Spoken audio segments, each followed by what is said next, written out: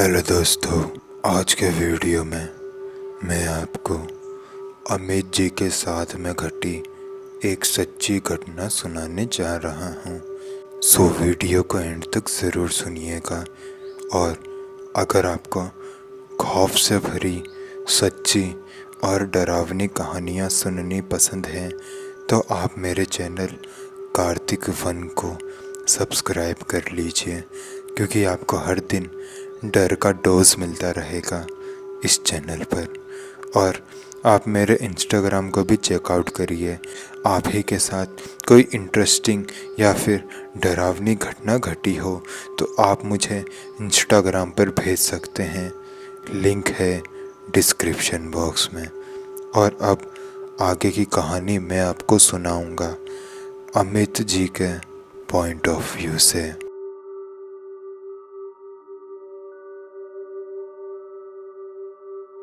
मेरा नाम अमित है। मैं लखनऊ का रहने वाला हूँ। लखनऊ के एक हाईवे पर मेरे साथ यह खतरनाक सी इंसिडेंट घटा था। तो दरअसल बात है सन 2011 का, जब मैं एक कॉल सेंटर में काम किया करता था। उस वक्त मेरी कॉल सेंटर में नई नई जॉब लगी थी और वो जॉब कुछ इस तरह थी कि मुझे रात के बहुत देर हो जाते थे काम करते करते, और हमारी बहुत देर से छुट्टी होती थी। मैंने उस काम को ज़्यादा दिनों तक नहीं किया था क्योंकि वो काम मुझे ज़्यादा पसंद नहीं आ रहा था। लेकिन जब एक रात को मैं अपने उसी कॉल सेंटर वाले काम से वापस लौट रहा था, तब मेरे साथ ये डरावना इंसिडेंट घटा था। दरअसल बात है सन 2011 की, जब मैं अपने बाइक पर एक हाईवे से गुज़र रहा था, अपने घर की तरफ जा रहा था। तभी हाईवे के एकदम बीचों बीच आकर मेरी बाइक ख़राब हो गई। मैंने मेरी बाइक को चालू करने की बहुत कोशिश की, लेकिन वो चालू ही नहीं हो रही थी। फिर मैंने देखा कि बाइक का जो पेट्रोल वाला पाइप होता है वो टूट गया है, जिस वजह से पूरा का पूरा पेट्रोल सड़क पर बिखर गया था। और अब गाड़ी में एक बूंद भी पेट्रोल था ही नहीं, तो गाड़ी चलेगी कैसे। इसलिए मैंने गाड़ी को धक्का मारते हुए ही घर ले जाने का फ़ैसला किया।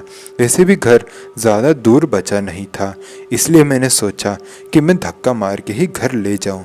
उसके बाद मैं बाइक को धक्का मारने लगा, और जब मैं धक्का मार रहा था तो मुझे ऐसा लग रहा था कि मानो कोई और भी है जो मेरे साथ साथ चल रहा हो।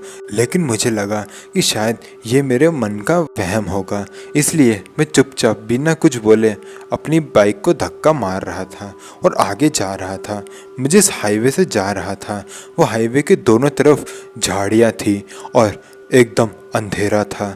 मैं उस बाइक को लेकर धक्का मारे जा रहा था। तभी थोड़ा आगे जाने के बाद मुझे एक आवाज़ सुनाई दी।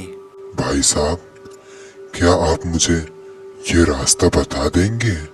ये आवाज़ जैसे ही मैंने सुनी तो मैं एकदम डर गया, क्योंकि ये आवाज़ एकदम मेरे करीब से आई थी, जैसे कि कोई एकदम मेरे कान के पास आकर बोल रहा हो, लेकिन मेरे आसपास कोई था ही नहीं।